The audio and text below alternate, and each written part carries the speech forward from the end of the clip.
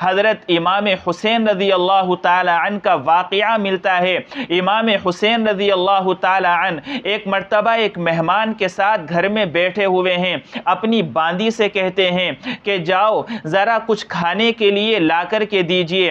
چنانچہ انہوں نے کھانے کے لیے کوئی چیز منگائی، انہوں نے گھر میں جا کر کے دیکھا صرف شوربہ رکھا ہوا تھا۔ انہوں نے شوربہ گرم کیا اور گرم کرنے کے بعد ان کی خدمت میں لا کر کے پیش کیا۔ جیسے ہی وہ پیش کر رہی تھی ان کا پاؤں چوکھٹ سے لگا، جو شوربے کا پیالہ تھا وہ ہاتھ سے چھوٹ گیا اور وہ گرم گرم شوربہ حضرت حسین رضی اللہ تعالی عنہ کے جسم اطہر پر گرا، کھول رہا تھا۔ آپ کے چہرے پر غصے کے آثار ظاہر ہوئے، لیکن وہ باندی آپ کے مزاج کو جانتی تھی۔ اس نے فوراً قرآن کریم کی آیت پڑھی وَالْكَاظِمِينَ الْغَيْظَ، کہ جو ایمان والے ہوتے ہیں وہ غصے کو پی لیتے ہیں اور وہ غصہ نہیں کرتے۔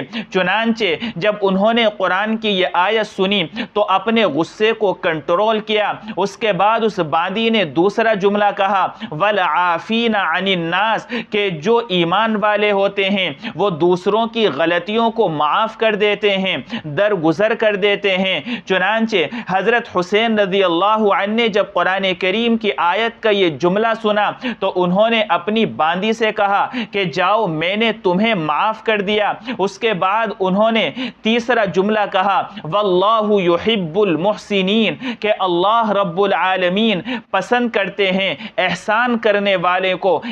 جو کسی پر احسان کرتا ہے اللہ اس سے محبت کرتے ہیں، اللہ اسے اپنا بنا لیتے ہیں۔ جب اس نے یہ بات کہی تو حضرت حسین رضی اللہ عنہ نے اس باندی سے کہا کہ جاؤ میں نے تمہیں آزاد کر دیا، میں تم پر احسان کرتا ہوں۔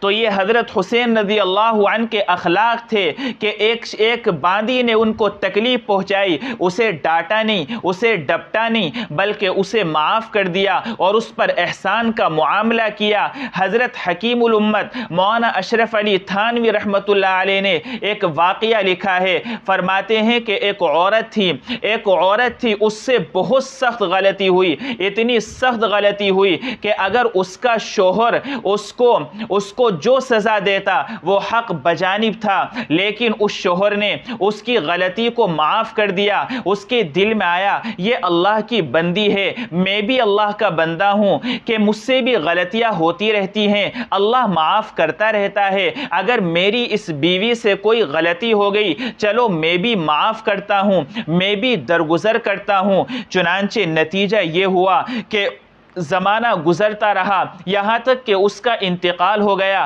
انتقال کے بعد کسی نے دیکھا کہ وہ جنت کی سیر کر رہے ہیں اور جنت کے اندر ٹہل رہے ہیں اور جنت کے مزے لے رہے ہیں۔ کسی نے کہا کہ آپ کی کس عمل کی وجہ سے بخشش ہو گئی؟ اس نے کہا کہ میری ایک ایسے عمل کی وجہ سے بخشش ہوئی جس کا مجھے اندازہ بھی نہیں تھا، جس کا مجھے پتہ بھی نہیں تھا۔ انہوں نے کہا وہ کیا عمل تھا؟ اس نے بتایا کہ ایک مرتبہ کہ میری بیوی سے غلطی ہو گئی، میں نے اللہ کی بندی سمجھ کر اس کو معاف کر دیا۔ جب میں اللہ کے دربار میں حاضر ہوا، اب میرے اللہ نے کہا کہ بے شک تمہارے گناہ بہت ہے، لیکن آپ کا ایک عمل مجھے بہت پسند آیا کہ تم نے اپنی بیوی کو میری بندی سمجھ کر معاف کر دیا تھا، آج میں بھی تمہیں اپنا بندہ سمجھ کر معاف کرتا ہوں۔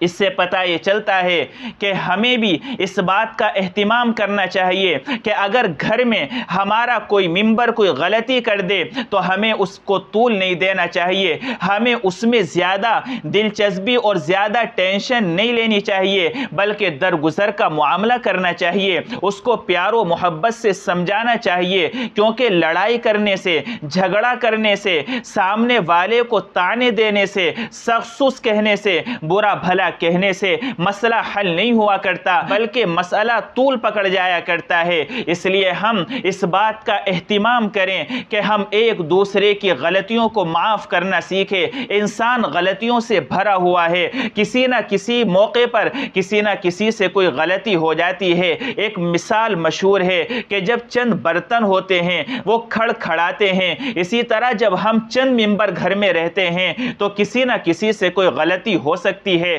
اگر ہم اچھی زندگی گزارنا چاہتے ہیں، پیاری زندگی گزارنا چاہتے ہیں، تو ہم ایک دوسرے کی غلطی کو معاف کر کے، درگزر کر کے ہم اپنی زندگی کو آسان بنا سکتے ہیں۔ اللہ رب العالمین سے دعا ہے کہ جو کہا گیا سنا گیا اپنے فضل سے عمل کرنے کی توفیق عطا فرمائے اور ہم سب کو اچھے اخلاق کی نعمت عطا فرمائے۔ آمین۔ وآخر دعوانا ان الحمد للہ رب العالمین۔